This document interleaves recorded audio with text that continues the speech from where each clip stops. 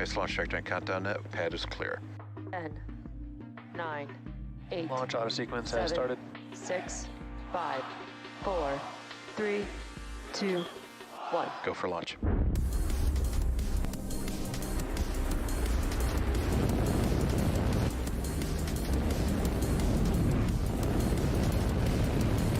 Vehicle is supersonic. Stage separation confirmed. Dragon, separation confirmed.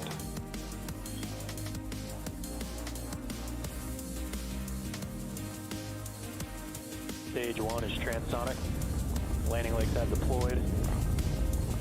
And Falcon 9 has landed. On your screen is a live view of Falcon 9 awaiting its 11:50 p.m. Eastern Time launch from Space Launch Complex 40 at Cape Canaveral in Florida. Now tonight's launch is for our customer, OneWeb, a connectivity wholesaler that delivers high-speed, low-latency connectivity solutions to telecommunications companies, internet service providers, local governments, businesses, and communities everywhere. Hello everyone, my name is Jesse Anderson. I'm a production engineering manager here at SpaceX, and I'll be your host for the OneWeb Launch 16 mission, which marks our 201st overall mission to date. As the mission name suggests, this is OneWeb's 16th overall launch and second with SpaceX. Similar to our previous launch with OneWeb last month, tonight's launch will also send 40 OneWeb satellites into low Earth orbit, bringing their LEO constellation to over 80% completion with 542 satellites in space. Now tonight we will deploy OneWeb satellites in 3 different deployment sequences. And as a note, part of the second and potentially the third deployment sequence will begin during a blackout period. Now, if we're able to regain connection with the second stage earlier than that, then we'll be sure to provide live coverage, so stay tuned. Now, if you're interested in reviewing the full deployment schedule, check out SpaceX.com. Now, at T-minus 11 minutes and 45 seconds, the weather, range, and vehicle are all go for launch. If for some reason we do not launch today, we do have a backup opportunity on Tuesday, January 10th at 11:45 p.m. Eastern Time. Now, with that, let's learn a little bit more about OneWeb and today's mission.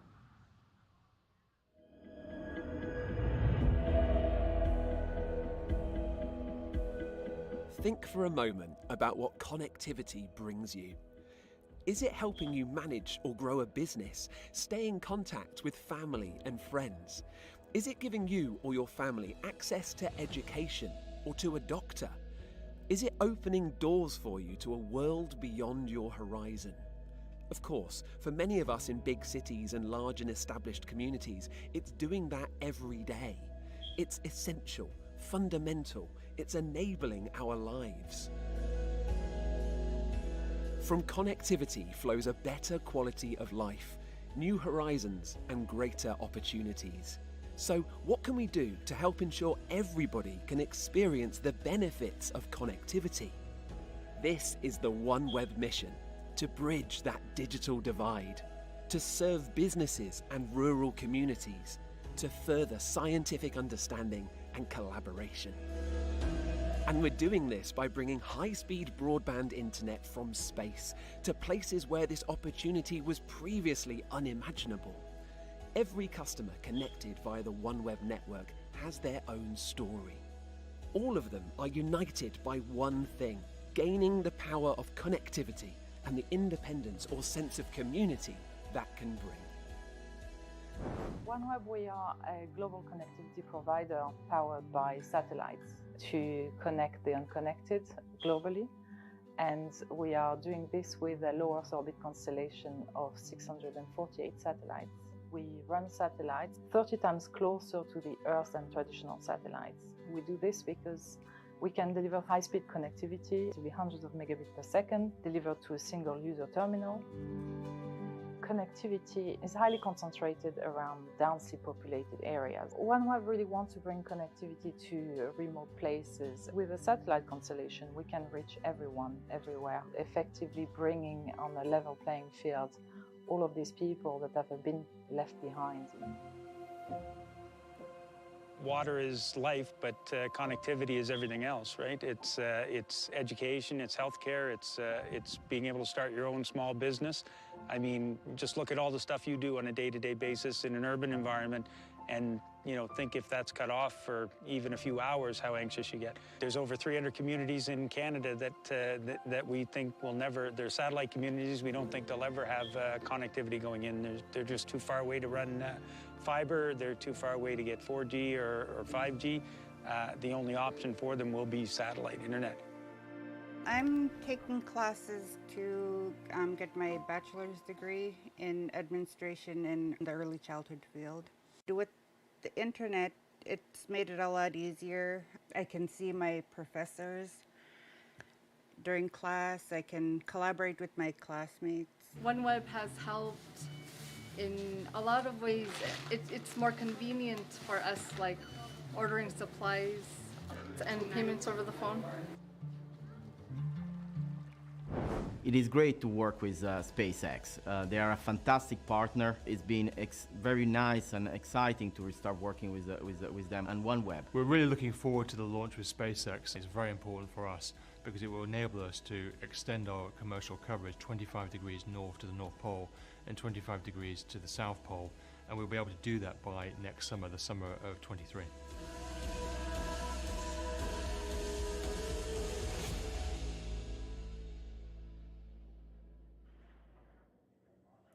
With liftoff just 7.5 minutes from now, let's get to know a little bit more about the rocket that you're looking at there on your screen.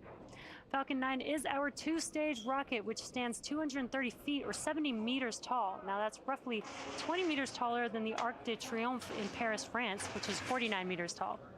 Now when it's fully fueled, it'll hold just over 1 million pounds of propellant that the vehicle will burn through in less than 3 minutes after liftoff. Now we begin loading those propellants on both stages of the vehicle at T-minus 35 minutes. Engine chiller started.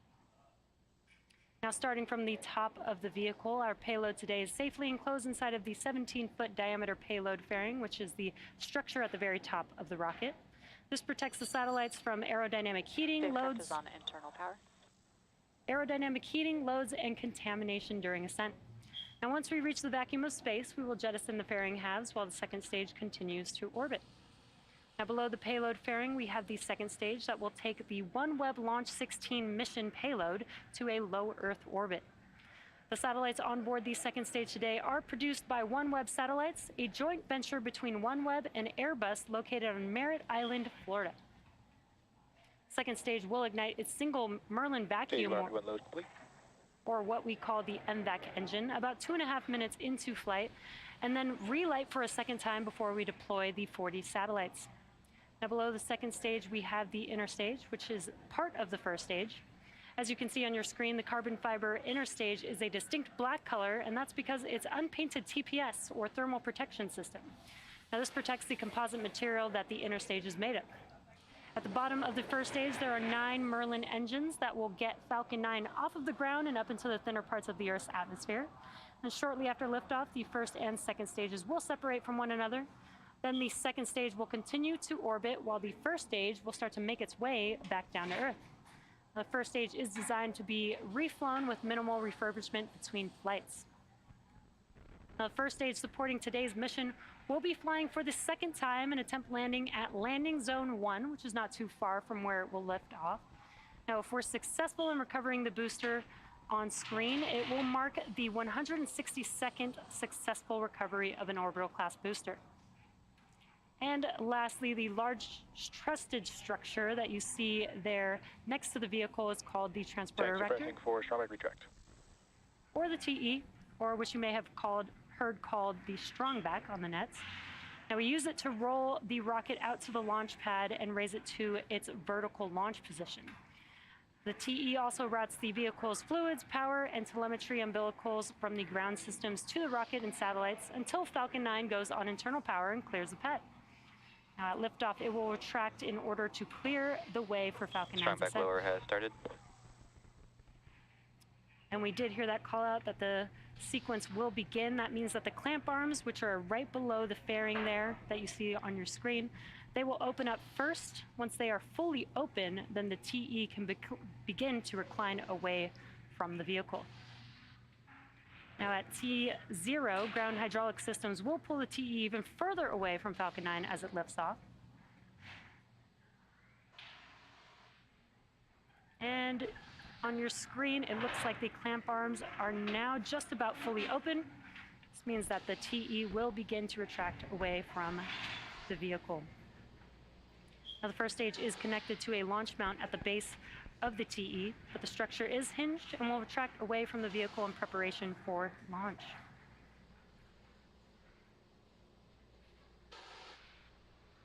And it is just very slight on your screen, but the TE should be almost fully reclined at this point. So at this point in the countdown, both the first and second stages are nearly fully loaded with 1 million pounds of kerosene fuel and liquid oxygen. Both first stage and second stage should finish prop loading about a minute apart from each other. The first stage coming up here at the T-3 minute mark.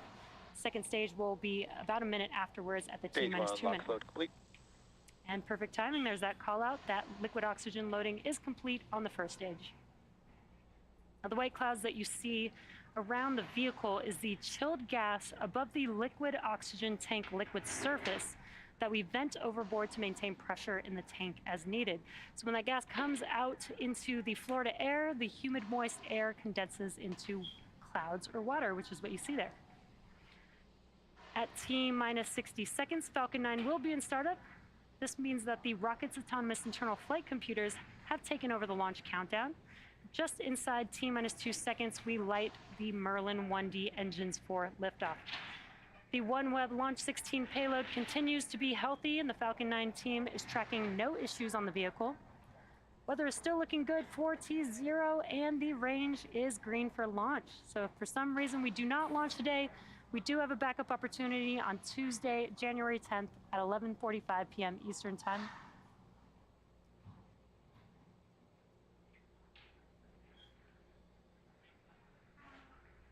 Now just waiting for the call out for propellant loading on stage 2. Stage 2, lock load complete. Perfect timing. There's that call out. With prop loading complete on stage 2, that concludes propellant loading on Falcon 9, which means it's now fully loaded with 1 million pounds of kerosene fuel and liquid oxygen. Now you can kind of see a lot more of those white clouds that I mentioned on your screen. Yes, launch closeouts. That is because we are venting out the liquid oxygen line on that transporter erector. We are just clearing out the line in preparation for liftoff. Coming up next is Falcon 9 in startup. Again, that will be where the internal flight computers take over the launch countdown. That is because this Falcon 9 vehicle is autonomous.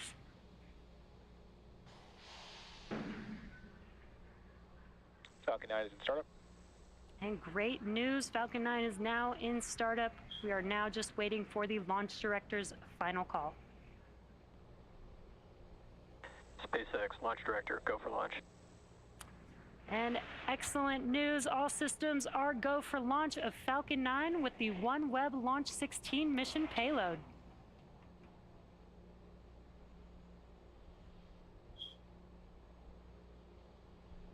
T-minus 30 seconds.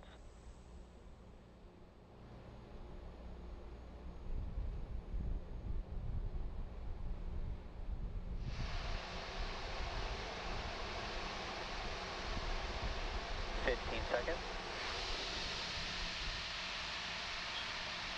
T-minus 10, 9, 8, 7, 6, 5, 4, 3, 2, 1. Engines full power. And liftoff of Falcon 9. Go Falcon, go OneWeb 2. Pitching downrange.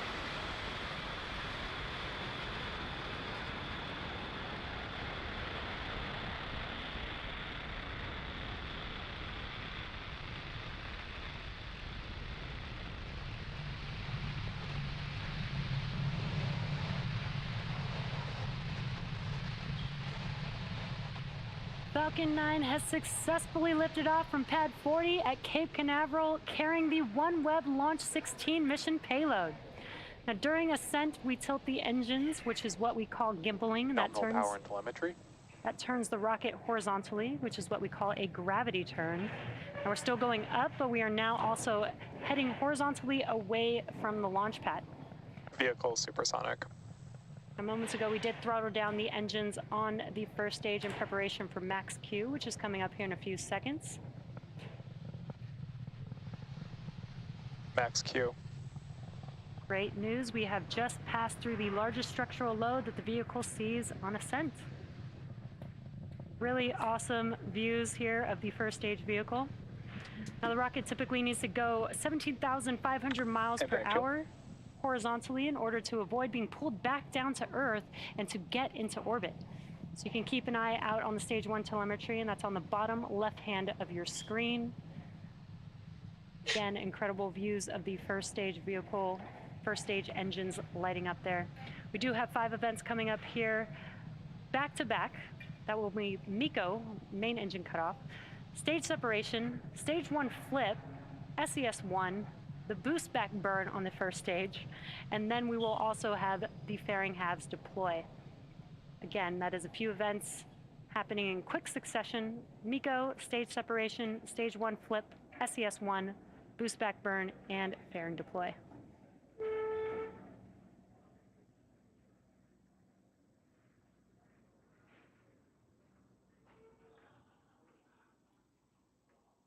And MECO. Stage separation confirmed.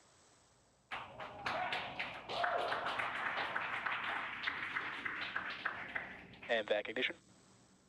Stage 1, boost back startup.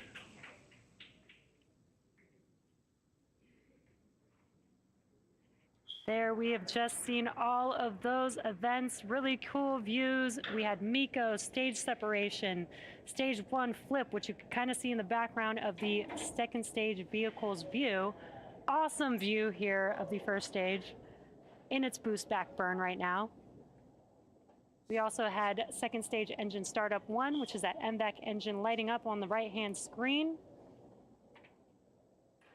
Now next up will be the conclusion of the first stage boost back burn, and then shortly after followed by the fairing deploy.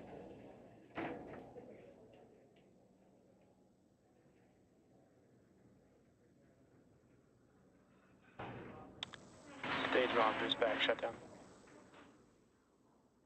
And there you can see on your left-hand screen as those engines shut down on the first stage. That concludes the boost back burn for the first stage vehicle. Fairing separation confirmed. And also got an awesome view of fairing deploy there on your screen. Now those fairing halves... Both vehicles are following nominal trajectories. Those fairing halves, one flew for a 6th time and the other for a 7th time, and we will be attempting to retrieve these fairing halves again today once they fall back down to Earth using our recovery vessel, Doug, today. Now we are T plus 4 minutes and about 15 seconds into today's mission, and we are in the first of 2 planned MVAC burns before satellite deployment. Now on your screen on the left-hand side is a view from the first stage. It is a little bit dark there, but when we do come up on the entry burn, which is at T plus 6 minutes and 20 seconds, you should see those 3 engines reignite on your screen. And that entry burn is where we reignite these 3 engines, and that helps slow the vehicle down as it passes back into the Earth's atmosphere. Now we need to slow the vehicle down to reduce re-entry forces, which helps us recover and reuse the first stage vehicle. Now during the entry burn, Falcon 9 is decelerating by firing its Merlin engines. We're also still moving rapidly, so this causes the vehicle to fly through its Merlin exhaust gases, which is also what we refer to as the rocket's plume. And this deposits a layer of soot on the vehicle surface. Now that soot comes from the carbon-based fuel that Falcon 9 uses. And we are just about 30 seconds away from that entry burn beginning on the first stage. And your right-hand screen is a view from the second stage, looking at that MVAC engine glowing very bright there. Now Now, stage 1 is making its way back to land, and you can see Cape Canaveral there in the background of your left-hand screen just a little bit. It will perform 3 burns for landing. It already completed the boost back burn, now coming up on the entry burn, followed by the landing burn.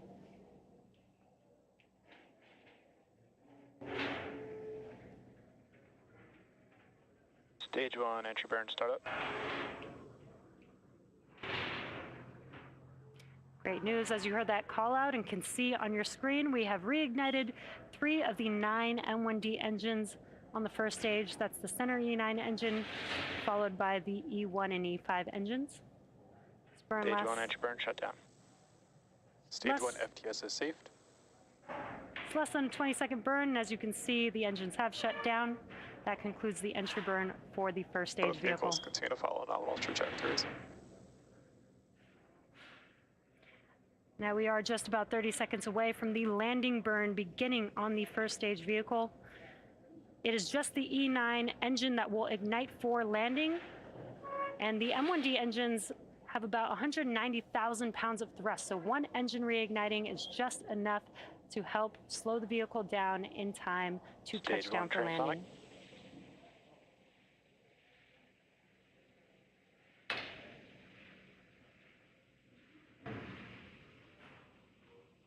Stage 2, FTS is saved. Stage 1, landing burn.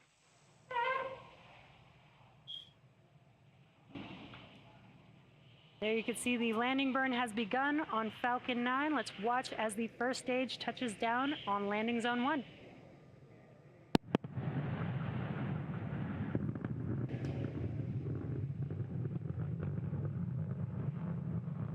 Landing leg deployed.